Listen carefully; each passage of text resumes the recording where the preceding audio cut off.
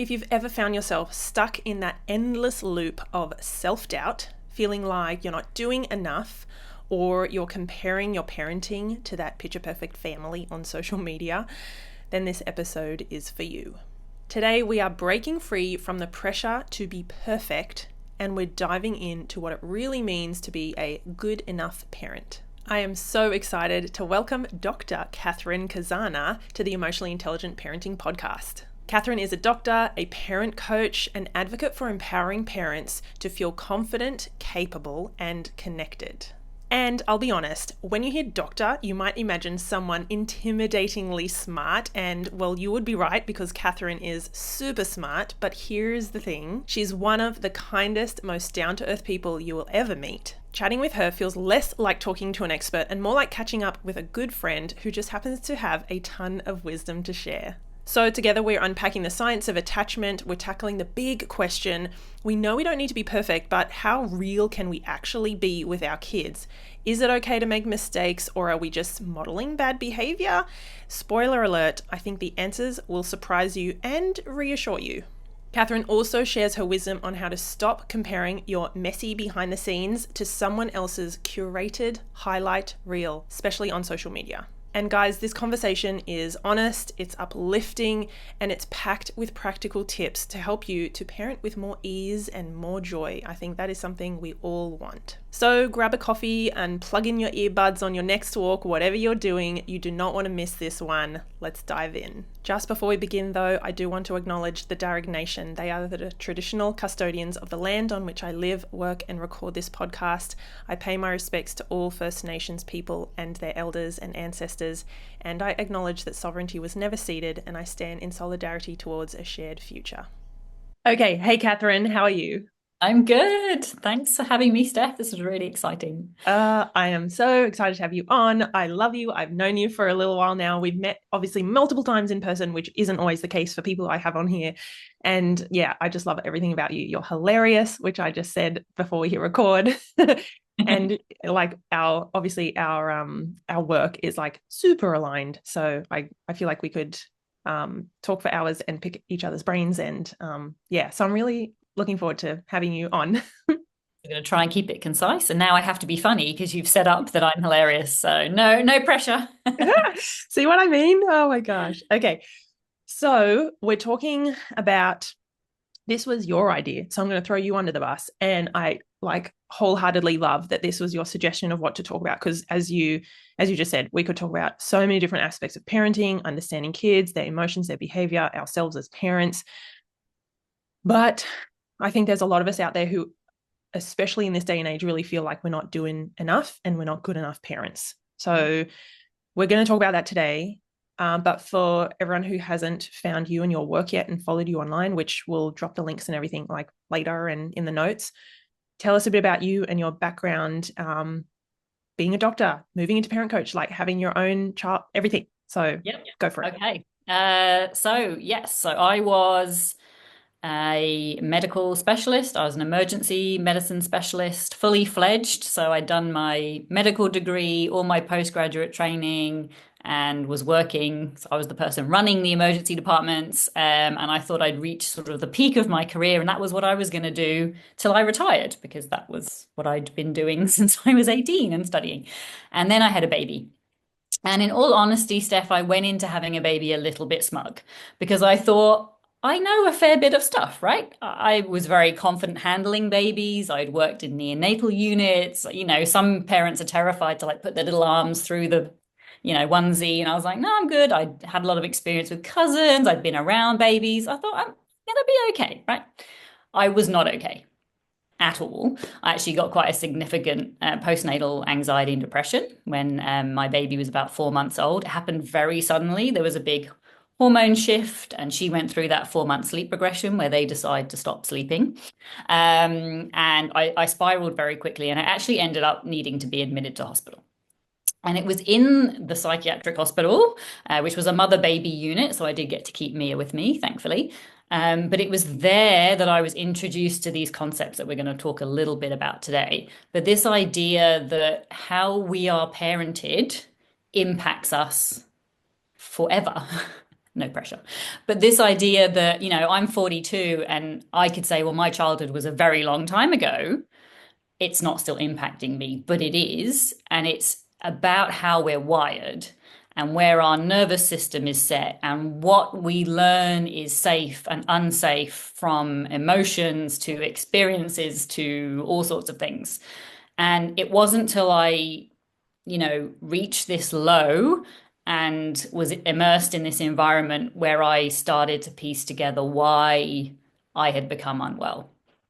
Emotions were not accepted in my house growing up unless they were happy.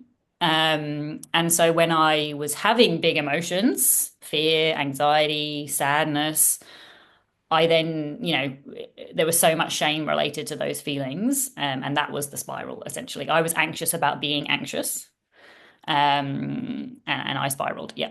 And so even though obviously it was horrific at the time, and I don't recommend a psych hospital admission unless you really need one, but in retrospect, it was this huge turning point in my life, and I'm so, so grateful that I was able to seek the help because so many people don't.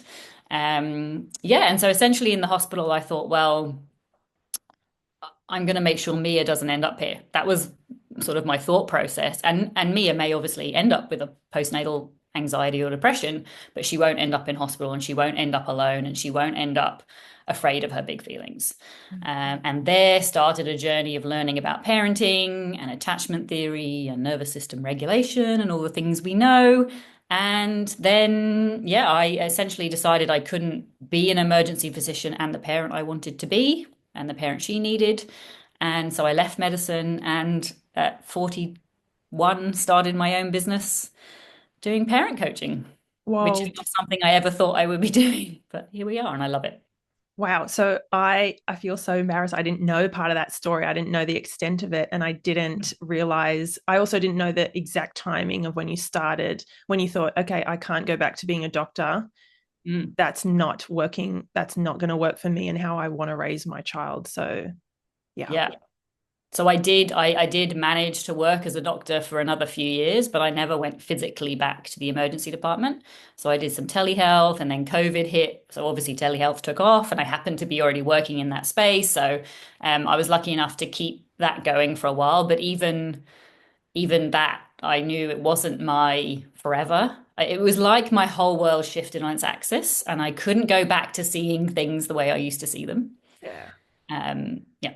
Wow. That's a really powerful story. And I'm very grateful that you're sharing it with us because I think we don't often see what's behind people's closed doors and how they're mentally and emotionally coping or not, especially with kids. And so Hmm. like you're such a prestigious doctor in my mind, like to think, oh my goodness, she's had this like, Yeah. turn of events and that huge experience. I don't know, that just seems really it's somewhat relatable, so relatable, even though as I said, I see you as a doctor and a parent coach. Yeah, but we're all human, right? And this idea of don't compare your inside to someone else's outside. So what you're going through, and then you look at Instagram and you see, oh, this parent's having a picnic, or I don't know, whatever. But you don't know. You don't know what's going on, and you don't know all the feelings inside. And yeah, so yes, and that's part of why I'm very happy to share my story. And I actually speak at medical conferences sharing my story because a lot of, it's often high achieving people who struggle with these conditions and don't get the help because up to that point, we were good at stuff, right? Like, and I remember thinking, I can't study my way out of this. Up to that point, I could hustle and, oh, I'll work harder or I'll study more, I'll put in more hours, whatever it was to do the thing I wanted to do. And I was like, this doesn't work. You know, like, Whoa. yeah. And it was suddenly like, oh, I have nothing else to fall back on. So yeah, a lot of my clients that I work with are doctors just because, doctors tend to trust other doctors and whatnot. And so many stories of people really struggling with postnatal depression and not getting the help. Wow. So I have a couple of ways I want to go, a couple of questions. One, I want to ask you about the doctors and the parents that you support and some of their experiences because it's the push through, power on, we're okay, and I'm really smart, and I've got this job that I'm relying on anyway, and I've trained for so many years and spent so much money anyway. maybe we park that Don't remind because me, Steph. because I just want to bring up that you have a I think it's a beautiful accent. And you're obviously from the UK, which is where my parents are from. And I feel like we probably have the exact same blueprint. I kind of call it the blueprint, that programming and of emotions are not a thing. Like they're under the rug somewhere over there. Like we don't talk about those. Yeah. So yeah, I think we probably had some similar experiences with And I think a lot of our generation did, right?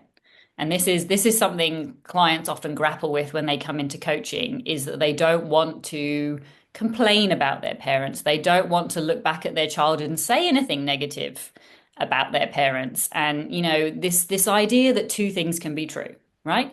My parents love me. They supported me, they put me through university, they, drove me around to dance classes, etc., etc., etc.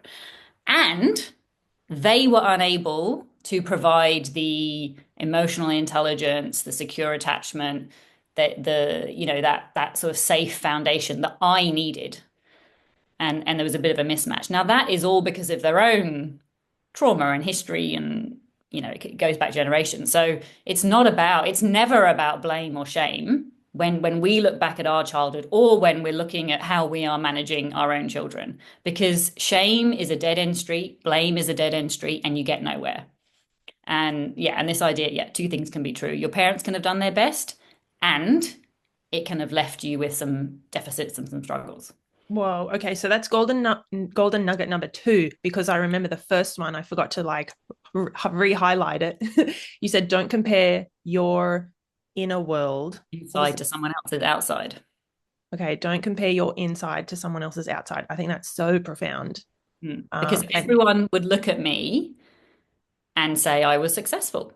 yeah. And I have people say to me when people get into a challenge about, usually online, let's be honest, about the right way to parent, right way. And people will say, well, I spanked my child and they're fine. They're a doctor. And I'm like, oh my goodness, that, and that's wonderful, but that doesn't mean they're an emotionally intelligent, secure, healthy individual. That means they pass medical school, right? Like, yeah, full stop. That's it. So I was this sort of my parents' success story was me, right? And yeah, and it's just never that simple, and you don't know what's going on underneath. Mm-hmm. Yeah. Mm-hmm. Mm. Okay. So what does attachment research tell us about being good enough? Yes. So I think this is a really interesting concept. And again, the first time I heard this was when I was in hospital. So it was a bit of a relief for me at the time. So essentially, Dr. Winnicott, he was a pediatrician and a psychoanalyst, and he came up with this concept in the 1950s about good enough parenting. And that actually some of the times that we get it wrong, or we're misattuned with our children, or they have to wait, or there's frustration, in the system, is actually part of them developing. Now that's different to, oh, you've got to learn how to live in the real world, and the real world isn't going to care about your feelings, so I'm not going to, and the sort of hustle and push through. But the idea that you cannot be and you should not be 100% available for your children at the expense of sort of everything else. Ooh, And I like that you said you cannot and you should not. That's yes, you actually huge. should not. And the most powerful parenting moments I have with my child are when I mess it up, right? And I yell, or I, shame, or I threaten to cancel her party, which, is definitely not recommended. But like we still have these moments, right? You Yeah. can know all the stuff and you still are a human and you still get it wrong. But I go to her and I say, I am so sorry. You did not deserve to be spoken to like that. It's not your fault. And it's really funny, Steph, because she goes, yeah, I know. And I'm like, look at you and your healthy boundaries and your security. It must be nice. I'm jealous. I'm totally jealous of my 7-year-old. And we often joke that she's the emotionally healthiest member of our family, which is great. But yeah, so, those are the moments because if, and it's this whole idea of comparing to each other, because if you think no one else ever messes up, right? Then when you mess up, it's this big shame cloud. Yep. Now, if your child sees you get dysregulated, say mean words, or not use your words or whatever, and you apologize, and you maybe, bonus points if you can say, look, mummy's really tired and this is happening, and I'm going to try and get an early night, and I should have taken some deep breaths and whatever. Then when your child has that moment, they don't go into a shame spiral, right? They go into, oh, okay, yeah, I'm struggling. Yeah, I need a bit of extra support, etc. Right? That becomes their inner voice. So unless we give our children the opportunity to witness us be human and get it wrong and apologize, the apologizing is important, then they don't know. They don't know that all those things are normal. Yeah. Why does it feel so hard to apologize to our kids sometimes? So I think this comes from not having been apologized to, right? So it's very hard. And with all things parenting, it's extremely hard to give to your children if you didn't receive it. That's true of attachment, of nervous system regulation, of boundaries, of emotional intelligence, right? We cannot fabricate emotional intelligence. Like, it's very hard to just create. I mean, it can be worked on, of course, but you can't just say one day, oh, I'm going to be emotionally intelligent and I'm going to accept that all emotions are valid. Because if you don't really believe it, Hmm. you can't fake it. Your kids know. They've got a Yeah. very good BS monitor. BS radar. Exactly. Um, yeah, so it's hard to apologize to children if you weren't apologized to. And it's also hard if your coping mechanism is control. Right. So a lot of parents use control, a lot of people use control out of fear. So the way of sort of, regaining a sense of, no, this isn't all chaos and it isn't all control, is to come in with sort of a control and a power over gradient. Like, I'm the parent, I'm in charge here. And it can be perceived that apologizing flips that gradient, right? You know what? That's a really good point, because I feel like at least a lot of parents I've spoken to have said it feels like I'm letting my kids walk all over me if I apologize. It feels like I'm losing my authority as a parent if I apologize and take the blame. Maybe can you unpack that a bit? Yeah, I mean, I think, and this comes back to what your big goal is in your parenting. Because, this whole thing about discipline is to make a disciple of someone, and to, a disciple willingly follows, right? And this idea of, if you think about bosses you've had in your life, right, you will have had some inspiring bosses that you are like, I am going to go above and beyond for you. You're incredible. What do you need? Right. And then you'll have people who are, just not very pleasant people and bullies and whatever. And you're like, I'm going in, I'm doing the bare minimum, and that's it.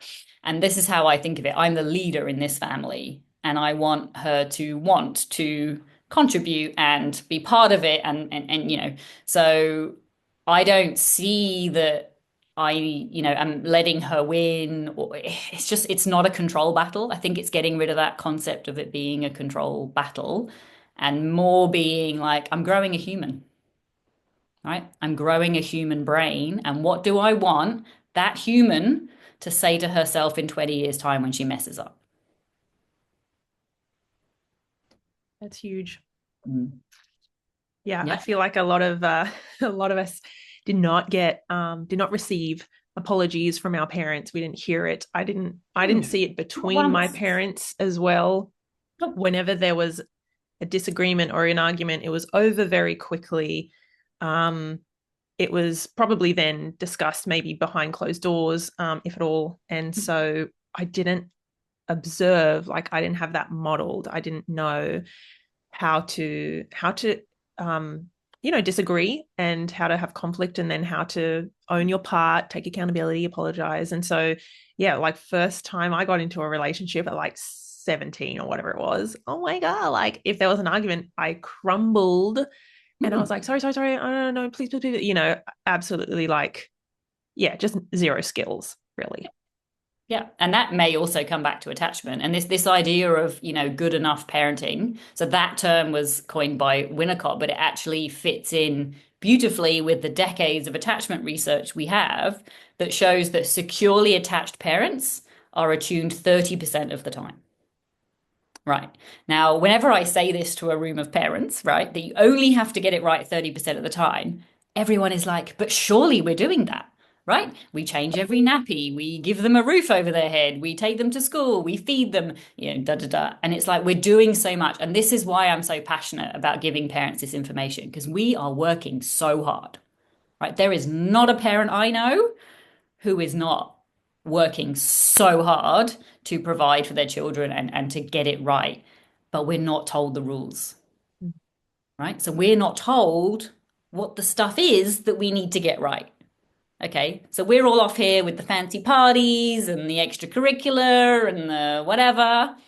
And that is not what those things do not meet our children's attachment needs. So everyone's sort of a bit like, but how are we not getting it right 30% of the time? And I put it to you and to everyone listening, do you know what your children's attachment needs are? Because I sure as hell didn't, right? I was a qualified medical specialist and I had a child and I had no idea. And this is what I was taught in the hospital. And Wow. it blew my mind. So And I'm can like, you why is everyone not telling everyone this? I know, I know. So in case people are like new to attachment, don't Yeah, understand the kind of list, like what does that look like? Can you rattle off, I don't want to say rattle off, but can you give us some summary.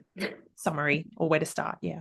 Yeah. So, I mean, attachment is the bond that's formed between a child and their parent, and it's usually within the first 2 years of life. Now, that doesn't mean it can't be changed, but that's sort of when it's formed. Now, important is that that is before all your conscious memory, right? So before a lot of people think about their child having emotions or mental health needs or any, it's all very early. And that attachment sets your brain up for how it views all future relationships.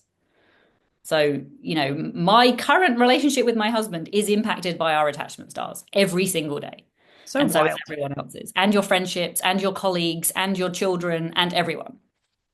So it's really, really important. And securely attached children, all the research shows they go on to have better relationships, so better, marriages that last, better friendships, better academic success.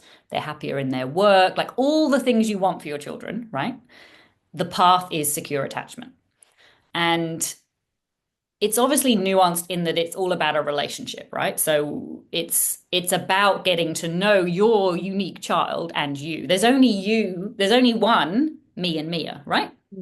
No, there's no other combination of the two of us. So it's unique in a sense. But there are some themes, obviously. So the idea is that to feel securely attached, a child needs to be seen for who they really are and what's really going on for them, to be soothed in a way that's unique to their system, and to feel safe.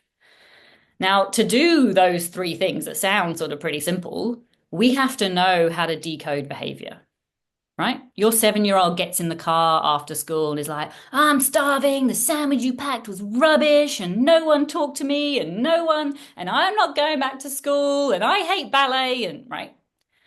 And if you don't know that that is firstly normal attachment behavior, i.e., you're their attachment safe person, so they vent to you, right? So they've held it in all day, and if you've got a neurodivergent child, they're masking all day, and then they see you and blah, right? That's why your kid will walk past your husband to find you in the bathroom to tell you they're hungry.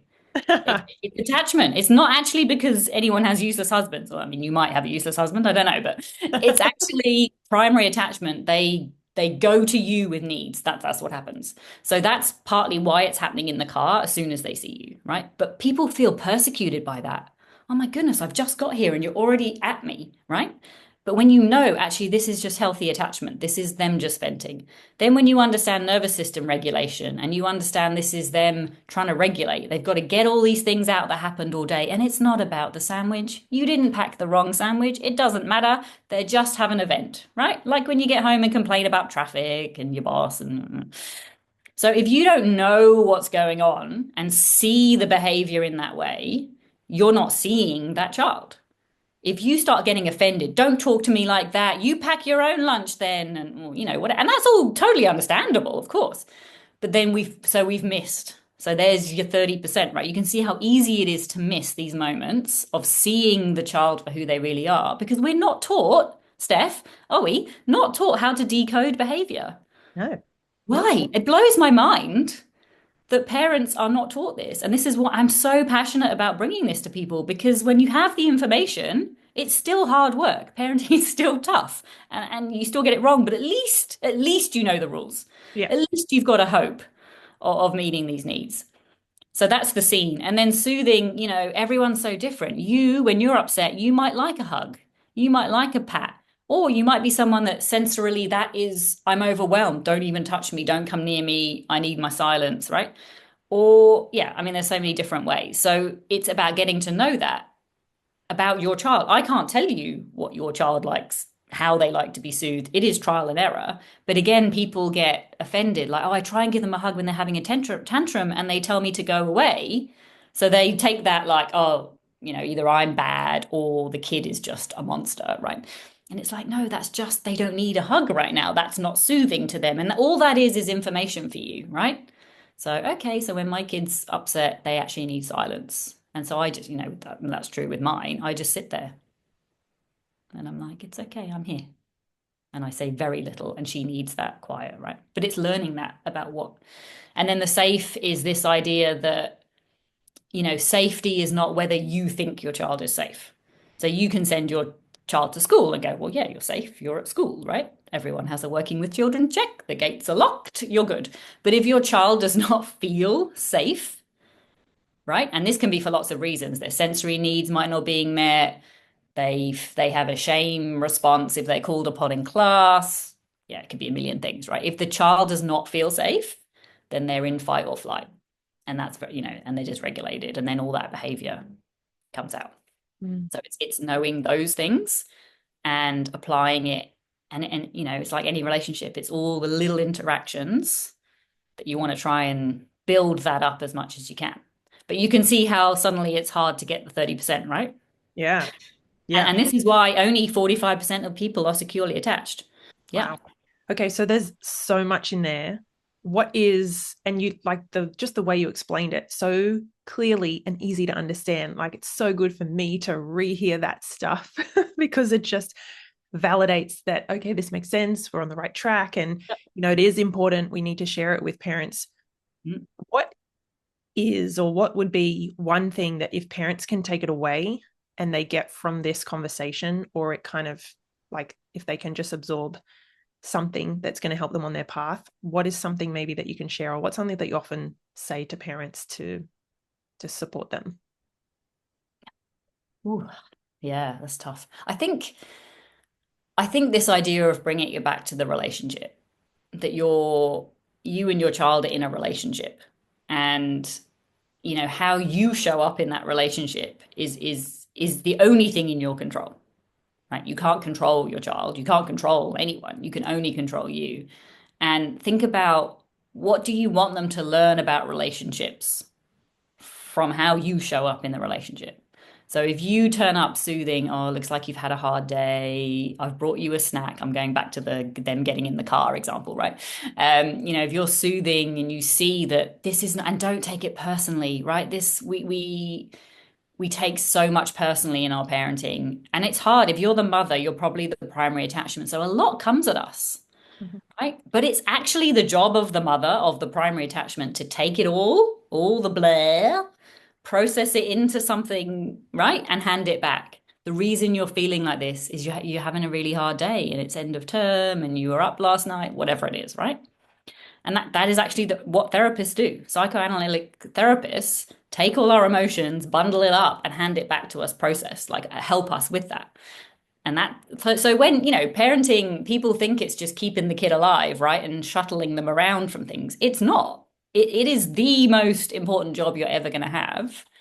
And you're literally building a brain. That was not a very succinct takeaway summary. Sorry. Yeah. Bye. So I think my takeaway summary is focus on connection and relationship Mhm. with the child, and the rest will flow.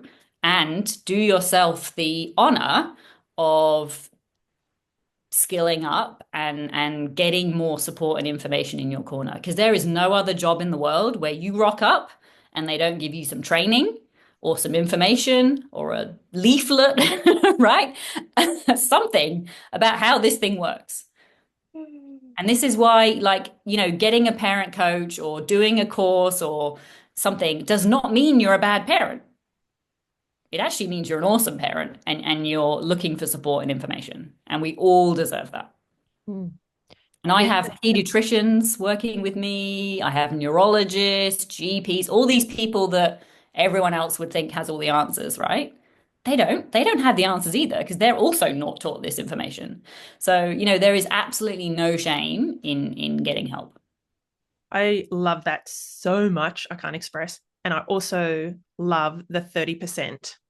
Yeah. Like to be attuned to your child and meeting their needs 30% of the time. Like Yeah. you just need to be a good enough parent, and that's good enough. I think that's Yeah. my summary. Yes, that's actually a much better summary than my one. With the addition that you have to know what the needs are in order to meet them the 30% of the time, because we also don't want to go, oh, well, I'm good enough, Yeah. in a sort of hands up, like I fed them today, like it's it's They more need a than bit more. Yeah, they need a little bit more than that. yeah. Okay. This has been such a joy. I want to say thank you so much for coming on. And I obviously want to ask you, where can people get in touch with you and where can they follow you, and tell us all the places? Yeah. So my business is ABC Parenting. So that is A for attachment, B for brain development and nervous system stuff, and then C for curiosity, because that's the only way you actually get, work out your own child is the curiosity. So it's ABC Parenting. That's the website, www.abcparenting.com.au. And then on Instagram, I'm ABC Parenting Coach with a couple of underscores in there, and I'm sure you'll put it in the notes. Yeah. Yeah. So find me there. Yeah, I'd love to have people follow on. I just like to give real life examples of how I'm messing up my parenting, and people really love it. So Go figure. Thank you yeah. so much. This has been such a pleasure. I really appreciate it. Thanks for having me. Hey guys, me again. I'm so glad we were able to have Catherine on. A huge thank you to her for sharing so many incredible insights. If you'd like to learn more about Catherine, please do check out all the links in the show notes. If you're watching on YouTube, check down below in the description. You guys will find them all there, because I want you to go and connect with her. I want you to go follow her. She's amazing. She is hilariously funny. I know I said that at the start, but every time I'm around her, I'm just cracking up. I absolutely love her, and I love her brain and how she thinks. And of course, our stuff is so aligned, our work. So I hope you enjoyed that. Before you go, I do want to let you guys know some of my parenting courses are on sale this week, like as this episode launches, okay? So if you've been looking for some practical tools to bring some more calm and connection into your parenting, now is actually the perfect time. 2 in particular are 50% off. One of them is called From Reactive to Responsive Parenting. This is kind of how to overcome the yelling with emotional intelligence. So that yelly, triggered, shouty, snappy feeling. And to be honest, because it's December, this is a perfect time of year for that one. The other one is called From Blow-Ups to Balance, and this is around supporting kids with ADHD through emotional intelligence. So if you live or work with ADHD kiddos, then I think you will get so much out of this course. I honestly packed tons and tons of information and practical takeaways and strategies. So I know you're going to love that one. Head to my website. If you go on stephaniepinto.com, you'll be able to find the course section. If you want the direct link, it's stephaniepinto.com/courses, and you'll be able to find them there just this week. So please go and head in if you are curious. There's a few other courses there as well. Everything honestly to do with living with kids and who are big balls of emotion and sometimes have challenging behavior, and obviously grounded in emotional intelligence. So thank you again for listening. Please do not forget to subscribe to the podcast so you don't miss an episode. And actually, if you found today's conversation helpful, I would actually love if you share it with a friend, send it to someone, maybe someone who needs a bit of encouragement or might get something out of this episode. And until next time, please take care and keep being the beautifully imperfect, good enough parent that your kids need.